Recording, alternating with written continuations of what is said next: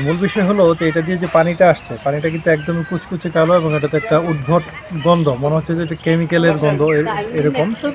এই পানিটা মূলত আসছে আসছে ভারতের যে বিভিন্ন ধরনের ওপারে এই বিভিন্ন ধরনের কারখানা কারখানা বর্জ্য, তারপর গৃহস্থলী বর্জ্য সব কিছু মিলিয়েই এই পানিটা সরাসরি ভারত থেকে নেমে আসছে বাংলাদেশে।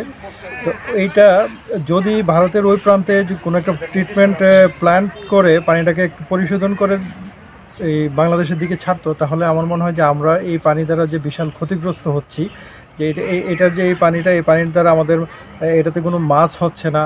হ্যাঁ, এটা আমাদের যে তিতাস নদীতে পানিতে মিশছে, তো ফলে আমাদের পানির নদী তিতাস নদীর পানিটাও দূষিত হচ্ছে।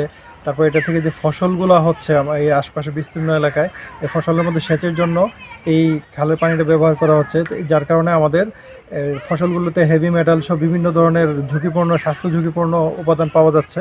তো এগুলো আমাদের জনস্বাস্থ্যের জন্য মারাত্মক ঝুঁকি।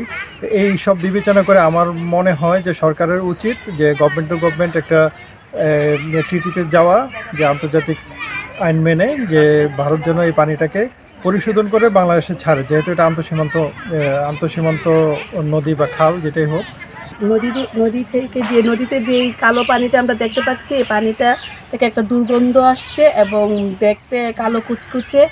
এইখানকার যে পানিটা এইখানকার এই আখাউড়া এই নদীর যে আশেপাশে যে কৃষিকাজ করে থাকে, তারা এই নদী থেকে পানি সেচ কাজে ব্যবহার করে এবং যে কৃষি হয়, ফসল হয়, সেগুলো আমার মনে হয় না যে এগুলো ভালো। আমরা কিন্তু একদম এই আখাউড়া সীমান্তে এখন একদম চেকপোস্টের কাছে বসে আছি। এই যে কালন্দী খাল, যে আগরতলা ত্রিপুরা থেকে কিন্তু এখানে যে একটা ধারা বয়ে যাচ্ছে, এটার নাম কালন্দী খাল। এই কালন্দী খাল আখাউড়ার যে অংশটা, এই অংশটা আমরা দেখতে আসছিলাম যে খনন কাজ চলতেছে, প্রায় 1500 মিটার খনন কাজ চলতেছে। এই খনন কাজের ফলে কিন্তু আখাউড়ার এখানকার যে চিত্রটা পরিবর্তন হয়ে যাবে, যেটা আমরা আশা করেছিলাম এবং দীর্ঘদিন যাবৎ আমরা একটা দাবি করে আসছিলাম। তো এটা যদি সঠিকভাবে খনন হয় এবং এখানকার যে সিএস ম্যাপ অনুযায়ী যদি খননটা হয়, তাহলে এটার সুফল আখাউড়াবাসী পাবে। আর আরেকটি বিষয় যেটা, এখান থেকে এই ত্রিপুরা থেকে যে এই পানিটা আসছে, একদম কালো কোচকুচে পানিটা দেখবেন, একদম বুড়িগঙ্গার পানির চেয়েও কালো কোচকুচে এবং একটা দুর্গন্ধযুক্ত পানি কিন্তু এখানে আসছে। এবং এটা আগরতলার ত্রিপুরার যে এই বর্জ্যগুলো আছে এখানে, ইন্ডাস্ট্রিয়াল বর্জ্য থেকে ধরে হসপিটালের বর্জ্য, বাসাবাড়ির পয় বর্জ্য থেকে শুরু করে সকল বর্জ্য কিন্তু এইভাবেই বাংলাদেশে ঢুকছে। এবং এটা নিয়ে দীর্ঘদিন যাবৎ কথা হচ্ছে। গভর্নমেন্ট যদি কোনো কথা না বলে থাকে, আমার মনে হয় এটা বলা উচিত।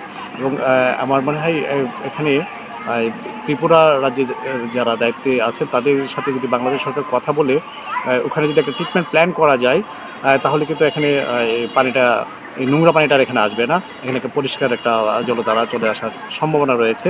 আর যদি ভারতীয় সরকার বা ওখানে ত্রিপুরা যারা দায়িত্বশীল আছেন, তারা যদি এটা অপারগ হয়, সেক্ষেত্রে কিন্তু বাংলাদেশ সরকারের উচিত হবে অন্তত নিজেদের অর্থায়নে অন্তত একটা ট্রিটমেন্ট প্ল্যান করে এখানে যে পানিটা যাচ্ছে, এই পানিটা যেন পরিষ্কার পানিটা এখানে যায়। এই এই এই দুর্গন্ধযুক্ত কালো কুচকুচে পানিটা কিন্তু আমার তিতাস নদীকে দূষিত করছে এবং এখানকার আশেপাশে যে ফসলি জমিগুলো আছে এখানে ক্ষতিগ্রস্ত হচ্ছে, কৃষকরা এখানে জীব বৈচিত্র্য হুমকির মুখে আছে। এবং এই পানির আমরা যে টেস্টিং যে রেজাল্টটা জানতে পেরেছি, এখানে কিন্তু অনেক প্রয়োজন এখানে পাওয়া গেছে, যাদের স্বাস্থ্যহানিতে কিন্তু এখানকার মানুষজন আছে। তা আমার মনে হয় বাংলাদেশ সরকারকে এখানে একটু গুরুত্ব দিয়ে এই কালন্দী খালের যে আগরতলা থেকে যে পানিটা আসছে, এই পানিটার ব্যাপারে আরও একটু জোর তৎপরতা চালানো উচিত।